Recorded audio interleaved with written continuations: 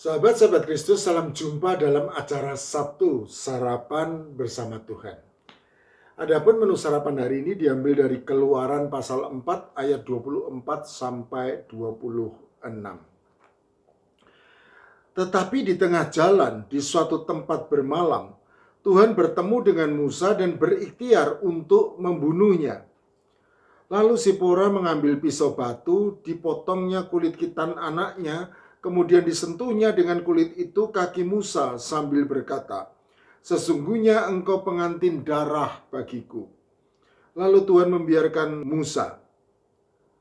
"Pengantin darah," kata Sipora waktu itu, karena mengingat sunat itu.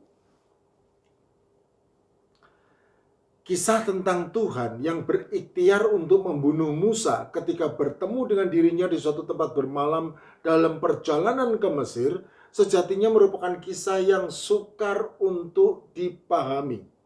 Namun apabila kita memahami alasan di balik peristiwa tersebut, maka kisah ini menjadi terang benderang. Kata kunci yang membuat kisah yang sukar dipahami tersebut menjadi terang benderang adalah kata sunat, sebagaimana jelas tertulis pada Keluaran pasal 4 ayat 26. Lalu Tuhan membiarkan Musa, pengantin darah, kata Sipora waktu itu, karena mengingat sunat itu. Sunat merupakan istilah untuk menyebut pemotongan kuluk, yaitu kelopak kulit yang menutupi ujung kemaluan laki-laki. Umumnya, sunat merupakan sebuah upacara pemberkatan tanda kedewasaan seorang laki-laki. Karena itulah, sunat lazim dilakukan pada waktu anak laki-laki memasuki masa pubertas atau akil balik. Bangsa Israel memiliki tradisinya sendiri tentang sunat.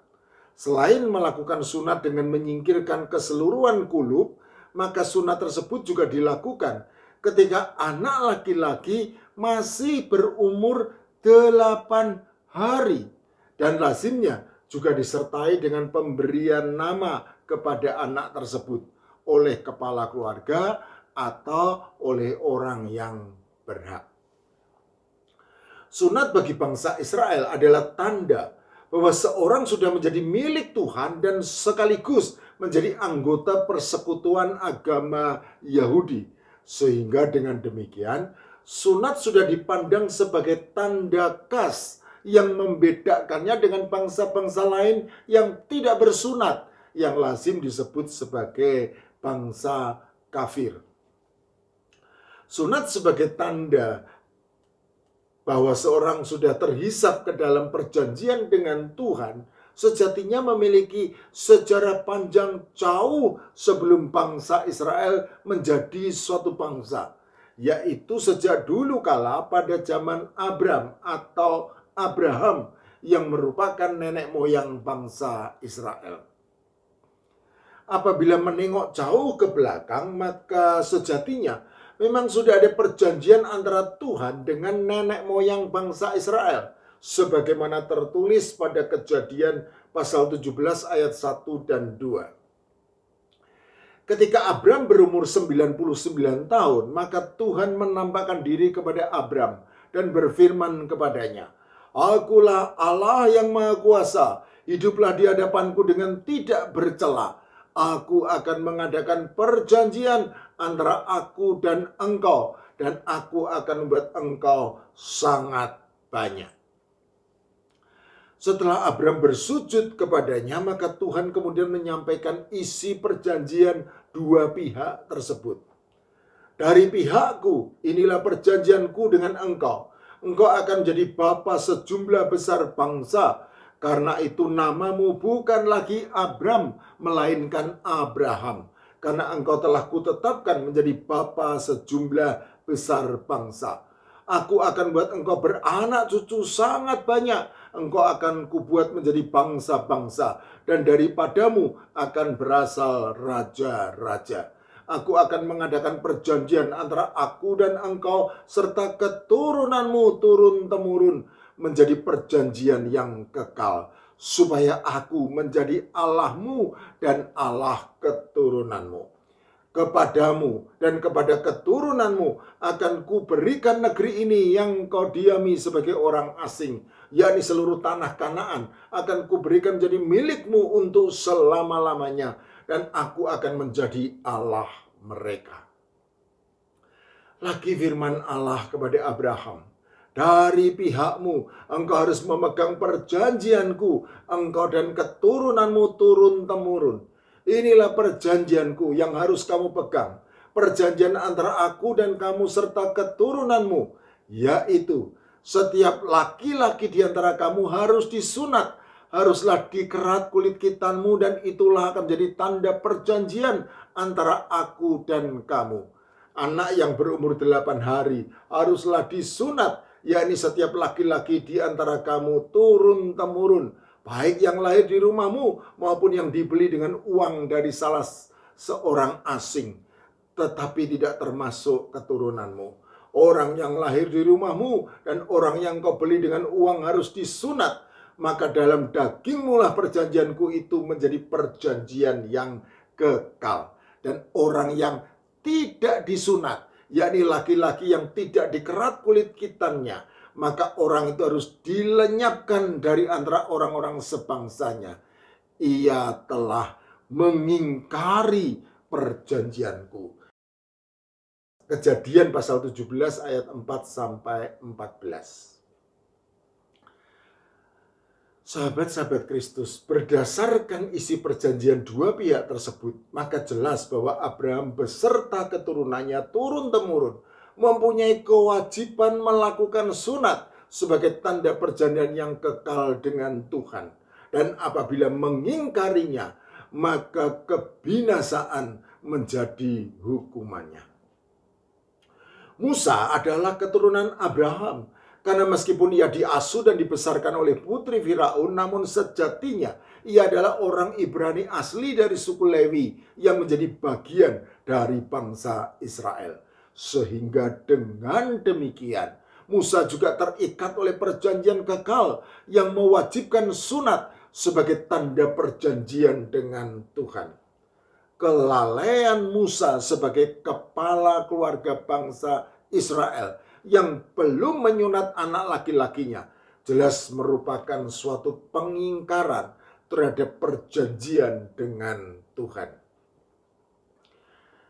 Kita tidak mendapat informasi yang cukup dari Alkitab tentang kelalaian Musa sebagai kepala keluarga bangsa Israel yang belum menyunat anak laki-lakinya.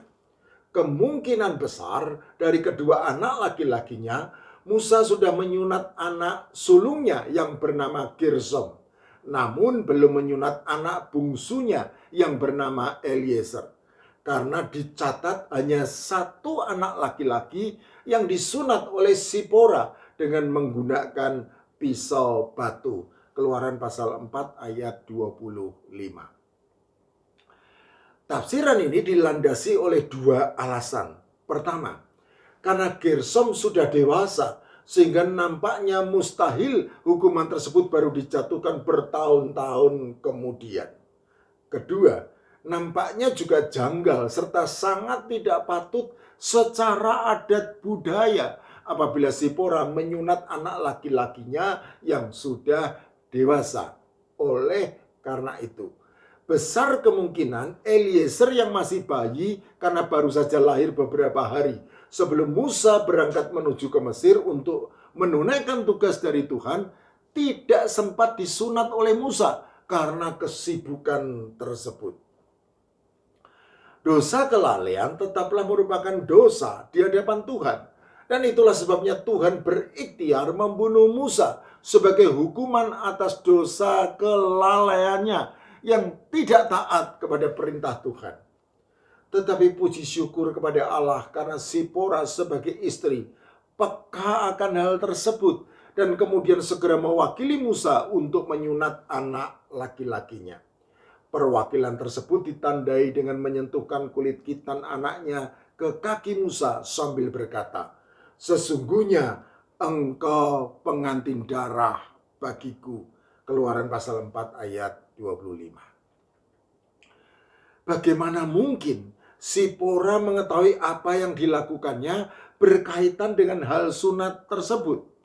Ada dua jawaban yang masuk akal. Pertama, sangat mungkin bahwa sebagai suami maka Musa sudah mengajar istrinya Sipora tentang hal sunat sebagai tanda perjanjian kekal dengan Tuhan. Karena hal sunat ini berhubungan dengan disunatnya Gersom pada hari ke-8. Kedua, sangat mungkin juga bahwa Sipora sudah mengetahui hal sunat sebagai tanda perjanjian kekal dengan Tuhan, menimbang bahwa dirinya merupakan perempuan bangsa Midian dan bapaknya merupakan seorang imam bangsa Midian yang notabene masih ada hubungan darah sebagai keturunan Abraham dari istri ketiga yang bernama Ketura. Kejadian pasal 25 ayat 1 dan 2.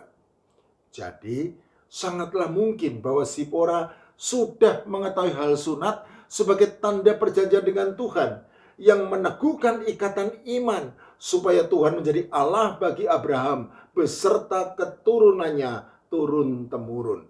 Hanya pada kenyataannya segala pengetahuan Sipora tersebut tidak serta-merta membuat dirinya percaya kepada Tuhan yang disembah oleh suaminya Musa.